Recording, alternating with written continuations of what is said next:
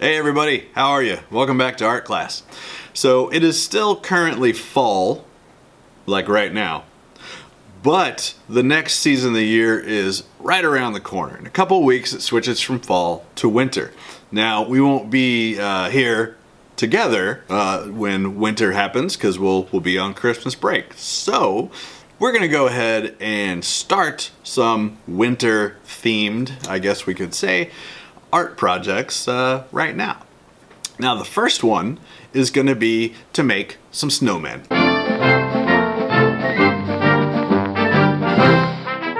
The reason we're going to make snowmen, well, we said it was going to be about winter, and nothing's more wintry than a snowman or snow lady, depending upon which type of snow person you choose to make. Nothing's more wintry than a snowman, but also we're using it to learn a really important term. It's something that's really important for artists, especially if you want to make your artwork look a little more realistic. And that term is value. Value in art is all about how light would affect an object. If something is three-dimensional in the real world, if something's 3D, every surface on it doesn't look the exact same color at the exact same time. Where the light is coming from, that side of the object will be brighter, and where the light is not, that side will be darker. So these lights and these shadows, that's value. That's the value change that you can make in your artwork to make something look a little more realistic. Like right now, in the art room, the light's coming from above me, from the lights in the ceiling, and a little bit from the window over here. But it's kind of gray and yucky outside, so not much. So, because that's a thing, the lights up there, from about here up on my face, is a little bit lighter than from here down. And then especially down here where you can see this shadow that my big silly beard is making on my shirt. So when we draw things, we can add those shadows. We can add and change the value of the color of what we're making to make it appear to be a little more 3D, a little more realistic. We can trick our brains while we're looking at those drawings. We can trick our brains into thinking it's a little more realistic just by drawing how the light would affect something. So here's what I mean. If we look at this gray circle, it's a gray circle. That's all it is. It looks flat, like perfectly flat. Now, if the only change we make about it is to add value, we add value, we take away value, we're making things darker, we're making things lighter. If we change that, well, our gray circle pretty quickly becomes a sphere. And a sphere is just a perfect 3D circle. It's a perfectly round object, and it's also a word that's hard for me to say. Sphere. You'd think an art teacher would be better at talking about shapes. So that's kind of the goal for today. We are going to make some snowmen and women, some snow folks, some snow people, and we are going to draw them in a way that shows the dark areas and the light areas, and that will hopefully make them look a little more rounded, a little more realistic. Because when we think about a snowman, it's three spheres of snow, right on top of each other. You've got the small one for the head, the slightly bigger one for the middle, and then the base is the largest one down at the bottom. So that's the plan. So that's what we're doing. We're using snowmen to learn about this very important, we could call it a technique, a topic, an idea about art. That's the plan. Let's start drawing. All right, my friends, so for our snowman, snow lady, snow people drawings, we're gonna need paper, a pencil, and some crayons. Now these are gonna be really important today. What we're doing won't really work with any markers. If you like to color with markers, that's fine, markers are awesome. But for today, crayons would work, colored pencils would also work for what we're doing today. All right, so I'm gonna start by just drawing the basic shapes of my snowman. We think of three circles, right? Except they're not complete circles. Now the top one, the one for my face, my head, that one will be a complete circle. But when we think about how we have to stack up a snowman, this is setting on top and kind of mushed down into the next one down. So I'm not going to see all of this circle. I'm going to see most of it, but it's going to stop when it hits and overlaps with that one above it. And then the same thing down at the bottom. I'm not going to see all of it. I'll see most of it, but that middle one will be covering some of it up. So there are my three main shapes for my snowman. We can go ahead and add the details to our snowman before we do the next step. What we don't want to do though, we don't want to color anything in. I wouldn't even draw super dark with my pencil because there might be some things you end up wanting to erase. So I'm going to go ahead. You can decorate yours however you want. This is the joke I've been saying about whether it's a snowman or a snow woman. This is when you would show that maybe by the details you add. I'm going to make mine just kind of a traditional snowman. It's, you know, a hat, a scarf, some stick arms, maybe some mittens, I don't know. You can decorate yours however you want though, because it's yours. All right, I'm gonna go ahead and do that, and I'll kind of speed it up so I don't waste a lot of your time while I'm drawing.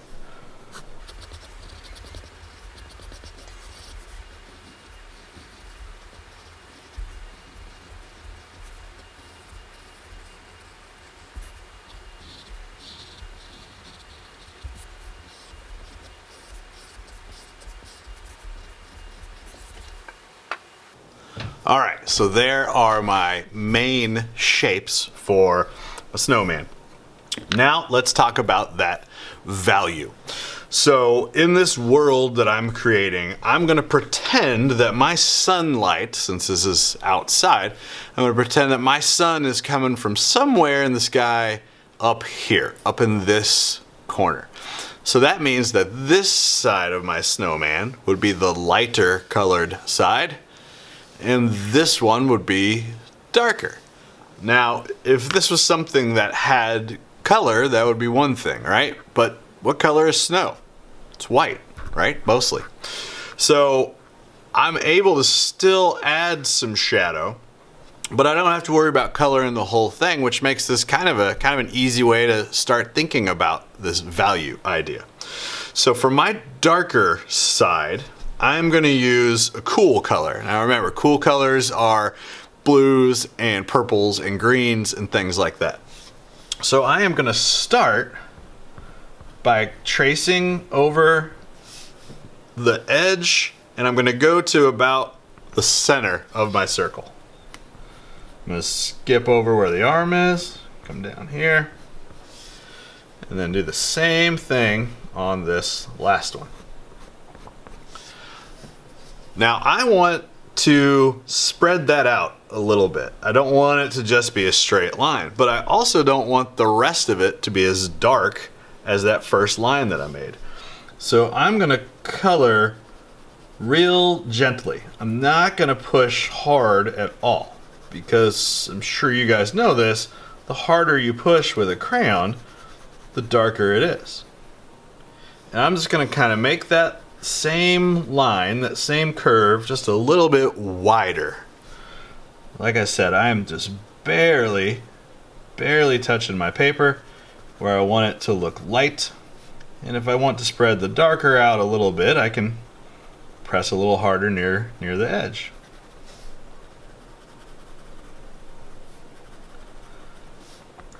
Now this definitely takes some practice, especially with a crayon.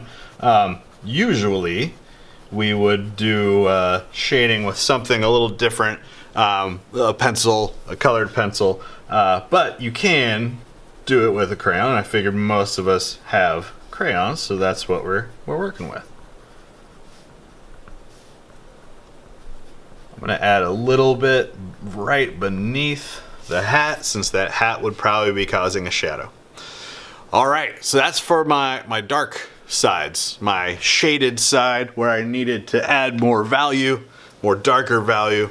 So for my lighter side over here, we can use a warm color. Since the sun's hitting it, we'll use a warm color. I'm gonna use orange. I might use orange and then a little yellow, but I'm definitely gonna start with orange. And I'm gonna do pretty much the same thing. I'm gonna start with my outline.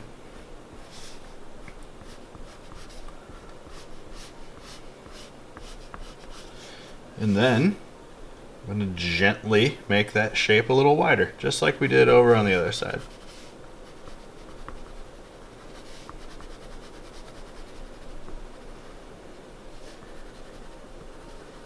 And if I want to, I'm going to switch to a yellow. You don't have to, but I am, since this yellow will make that orange look like it's getting even lighter and brighter.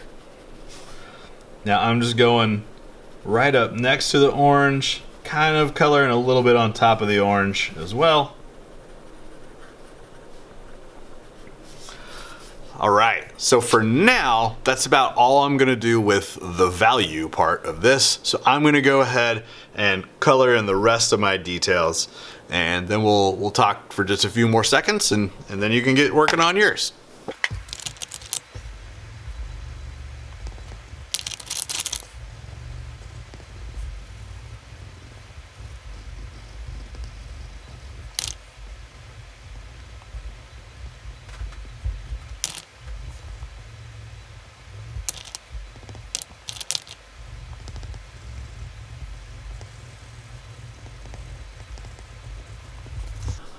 All right, so now if you wanted to, and you don't have to, we were really concerned with the value on the snowman. If you wanted to, you could take a dark crayon like black and add just a little black on some of your details where you think there would be those shadows.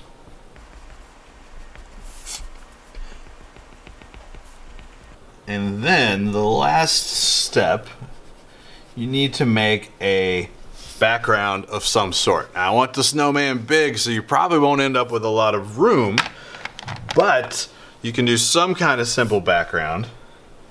I'm just gonna make some hills back here behind him.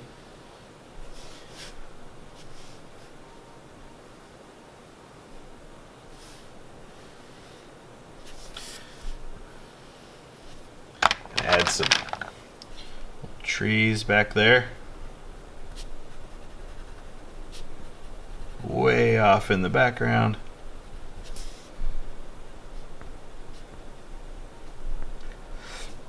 And then the last step, this is another thing, if you want to do, you can. If you don't want to and you're happy with it, that's fine.